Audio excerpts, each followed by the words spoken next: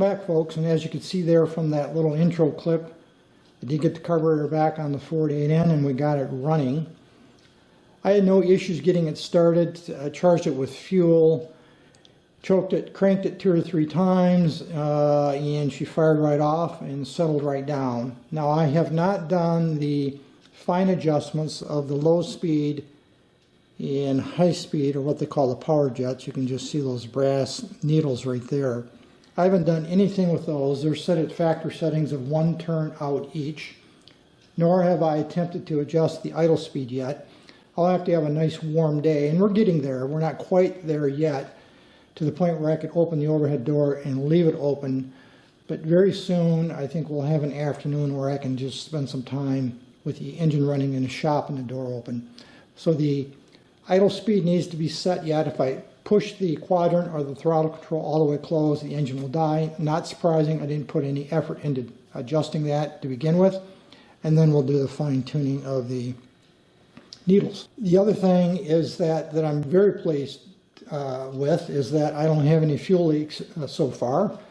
And once I charge the carburetor and have run the engine a bit, limited again because I'm got the garage door down most of the time. I open it for a few minutes, run the engine, and then close things back up.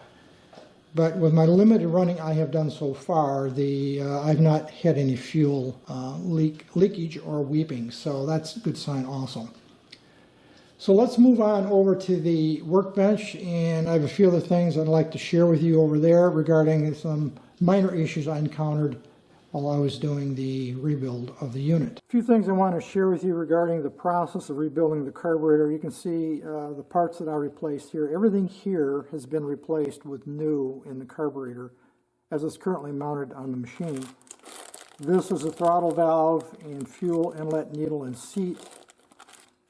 The choke plate,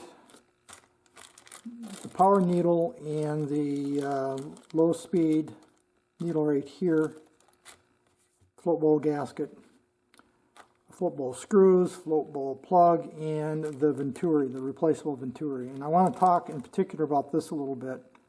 This is the original, of course, and you can see that it has started to fail. You should be able to see that right there. It started to separate and crack. Hope you can see that right there. And it's cracking all the way around. I don't know if that's metal fatigue from age. I don't know. You can buy these aftermarket, so I did replace this with a new one. You can get them in both plastic and brass. I went with brass, and I had an issue with the new one, and that is it was too wide this way. This dimension from top to bottom was about 10/1000ths of an inch too big.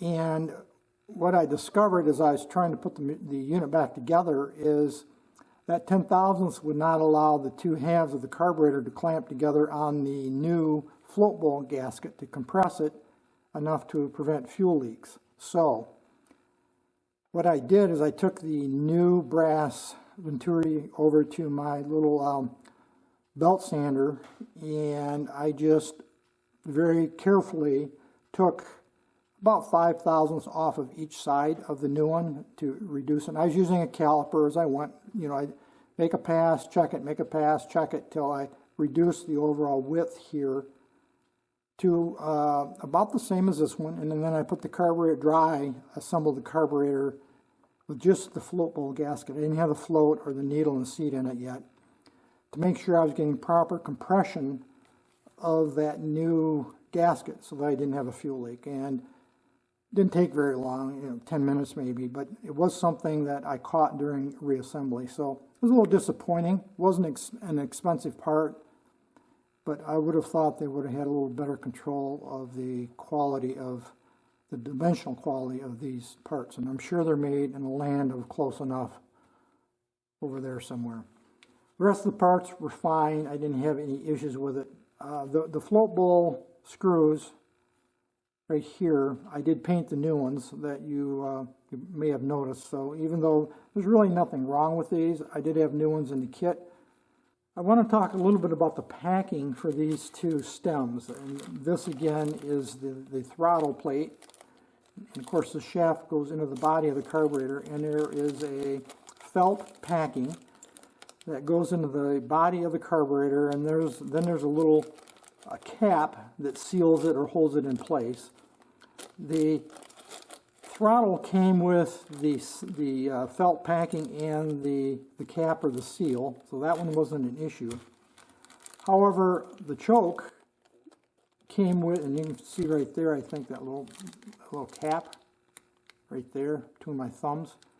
That's what holds the felt in place in the body of the carburetor. The choke had the cap, the new equivalent of this piece right here, but didn't have the felt, though the throttle did. So I had to come up with a means of sealing that. So what I did is I went in the house, and we had some felt around from I don't know what. This is it right here. And I simply cut a strip, a narrow little strip with the scissors off of this. Now, to maintain the hole in the center of the felt as I was packing into the carburetor body, remember this shaft wasn't in yet. I just took a drill bit, I think it was one size under 1/4 inch. This is nominally a 1/4 inch shaft, I recall. Put the drill bit into the body of the carburetor and acted essentially as a form, packed the felt around it, pushed this, placed this new cap over the end of the drill bit, tapped it in place with a small brass hammer, pulled the drill bit out, and then I could insert the new shaft through the hole that I had made formed with the drill bit into the body of the carburetor and put the rest of it back together. So that was missing, that felt pack on the choke. Wanted to share with you the parts out of the new kit that I did not use. Starting with the jets right here. Now, some models of this carburetor use 3 jets. My carburetor used 2. So there's a 3rd jet that I wouldn't have used anyway. But the original jets were fine. They cleaned up. In fact, they were clean. I really didn't have much to do to prepare them to go back into the carburetor body. I did check the orifice size right there. You can probably just see that. And I did find a slight difference between the sizes of these jets versus the originals in my carburetor. I use numbered drill bits to check those, by the way, and I have those noted here somewhere, but it's not really terribly important. They're fairly close, but they weren't exact. And again, a 3rd jet wouldn't be used anyway. This is simply a drilling cap or plug right here. You can see it's just got a screw slot in it. I used the original out of the original carburetor, cleaned up really nicely. This is the fuel inlet. Now this eventually will be mounted in the carburetor after I remove that temporary fuel tank and the fitting I put on the carburetor to adapt that fuel line that I'm using to the carburetor. But this is the fuel inlet, and you can see the built-in filter right there. So this will be used eventually. The carburetor kit came with 2 plugs for the drain for the bottom of the float bowl, this style, so you can just open it up and drain the fuel out, or the plug style, which is really just a larger version of this. I chose to use the plug style at this point. I might eventually go back and put this in. Makes draining the carburetor float bowl a little easier. This is the emulsion tube, which I didn't use. I used the original, and you can see it came with a new gasket right there. I used the original gasket and emulsion tube. I checked them over carefully, both pieces, and if anything, I probably would have been more inclined to use the gasket, but the original gasket was fine, and the original emulsion tube was spotlessly clean. I just polished it up a little bit, made sure all the orifices, there's 2 here, and then that's it, there's 2 here and here, and of course the passage all the way through. So I reused the original emulsion tube, and this is just the packing that was used for the throttle in lieu of the felt. They did supply this. You could go with a rubber style or the original felt. I just went with a felt, but I won't hang on to this. In fact, I'll hang on to all of these pieces and just set them aside. I'll label them, put them in a plastic bag, seal them up, and of course this will be reused as well, as I already alluded to. So that's going to be it, I think, for the conversation in regard to the carburetor for the Ford 8N. It was a nice little project, took some time with all the painting and preparation, but it came out, I think, really well, and I'm real happy with where we're at with the carburetor. In the next video, I'm going to get into talking about what's next for the project, since I've done most of the major things that I had set out to do, and the tractor is running now. But we'll talk about what I'm thinking in terms of what's next before I finally put the tractor back in service a little bit later this spring and early summer. That's going to be it for this video today, folks. Any issues, questions, thoughts, drop me a note. Otherwise, as usual, thanks for watching. Here's a little test that will tell you if your amp meter gauge needle is working. That is, it's not frozen or stuck. It won't tell you if the gauge itself is functional. Take a magnet. This just happens to be a old magnet hid around the shop. It's got to be fairly powerful.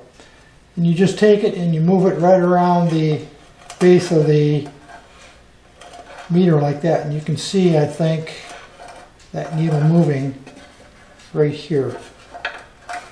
You can do the same thing on the back.